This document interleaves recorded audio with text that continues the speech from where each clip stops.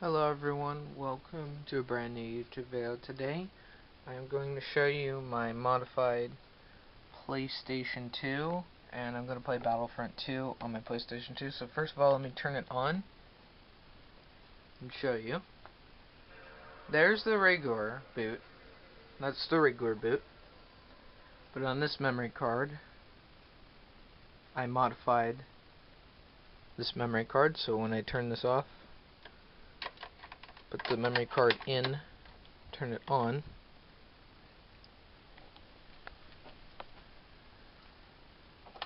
as you can see, it's booting up FreeMCBoot, which is basically the homebrew launcher for PS2, and as you can see, look, I have all my modified programs.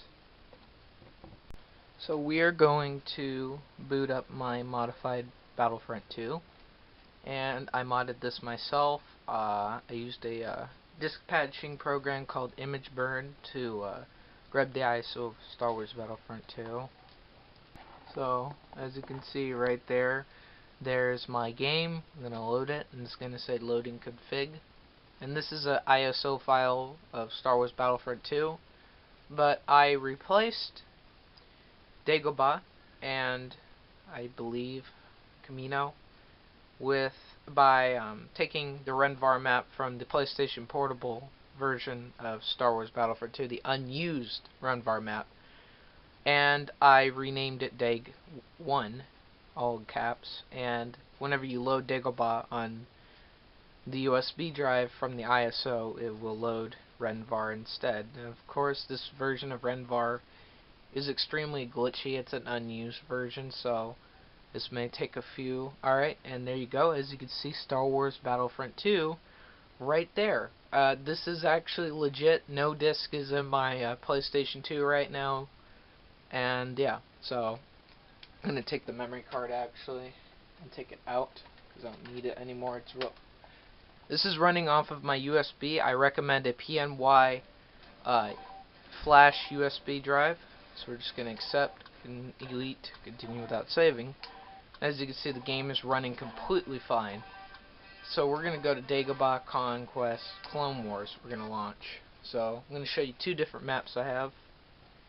Obviously, when you play Capture the Flag on this map, it will act up. It's going to do weird stuff, obviously. And obviously this map's all messed up anyway. So right now, when I'm loading Dagobah, it's going to load DAG _1, which is the file name for Dagobah. So pretty much, since I replaced that with Rhen 2, but I renamed it to trick the game into loading it.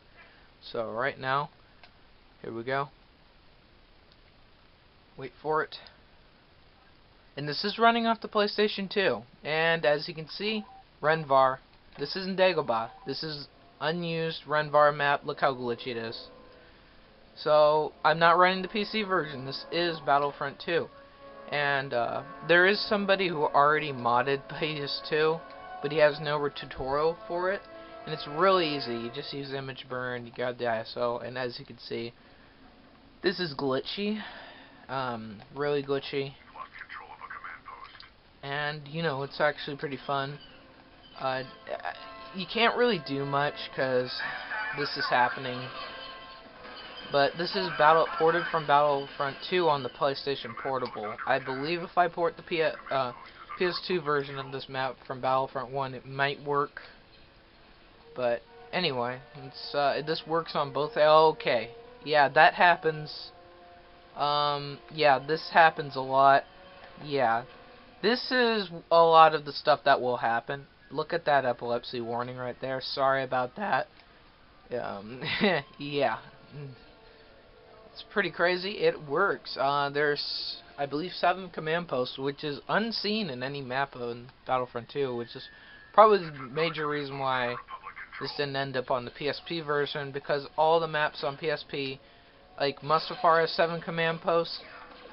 There's only 5. They cut off all the other command posts on the PSP version, probably because of data concerns. So, and cool thing, this does work online.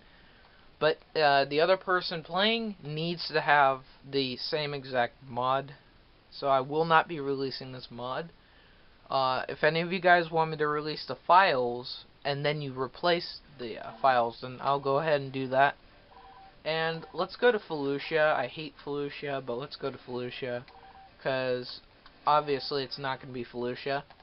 So, this actually loads pretty well. Not as good as the disk version, obviously, but, you know, this is actually pretty good. I mean, a lot of USBs will probably be slow, so I recommend a PNY flash drive, USB 16 gigabytes, so you can have multiple mods of Battlefront 2, and yeah.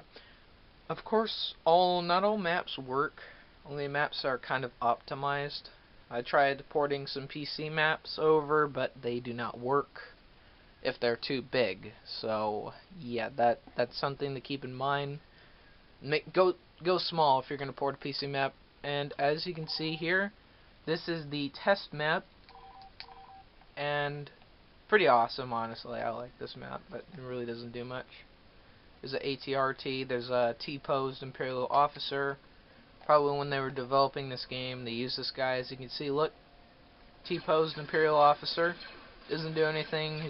Doesn't even have an AI. He's just a model that's just placed there. So it's probably just for testing purposes. So there you go.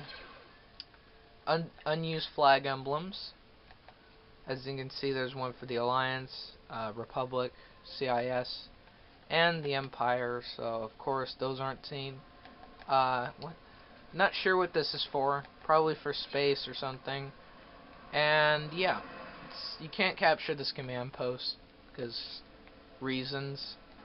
And if we just go, let's just go out into the abyss. Obviously, that's what we're gonna do. Apparently, there's no AI that spawned on this map. That's something to think about. You'd think everything is handled by the oh, and there's bats. For some reason, there's bats. Not sure why. Another unused thing because there's no bats in the game. So yeah, this is actually awesome. It's a test map. Doesn't do anything really. And if we go off to the edge, yeah, we just go into the abyss forever and ever. I bet we'll fall off the map, but there is no boundary in this map. It's actually pretty awesome. I'd have to say I'm pretty proud of myself because there's no tutorial out there. I did this myself. And I kind of had this theory where I could port PSP maps, because I know there's 3 unused maps in PSP. I ported 2 of them. Unfortunately, Bespin does not work, but I ported 2 of them, and they work fine. And I'm going to go ahead and show you Bespin. Of course, it doesn't work, like I said. So if we quit the game, this is just running fine, completely fine on USB, the one I'm using. This is amazing. No disk whatsoever. And if I remove the USB, I bet you it will crash. But let me show you Bespin. And like I said, it doesn't work, but you know, I'm just gonna go ahead and show it to you. Proof that it doesn't work. So wait for it. But anyway, yeah, this is something you can do yourself. It's not too hard. You just need to know how to use Imgburn. You need to have a disk. You need to have a disk, and you need to patch all the sensors. It is a lot easier on the slim model because on the original fat PS2, you have to take some magnets out, which is not that cool. But if you're on the slim, all you have to do is tape up 4 sensors, which are really easy. But this only works on the PS2 SCPH-75001 and the BIOS version of 2. If it's 3, it will not work, I believe. So just keep that in mind. Anyway, thank you for watching this video, and I'll leave a link in the description to a really good tutorial. And thank you for watching. Goodbye.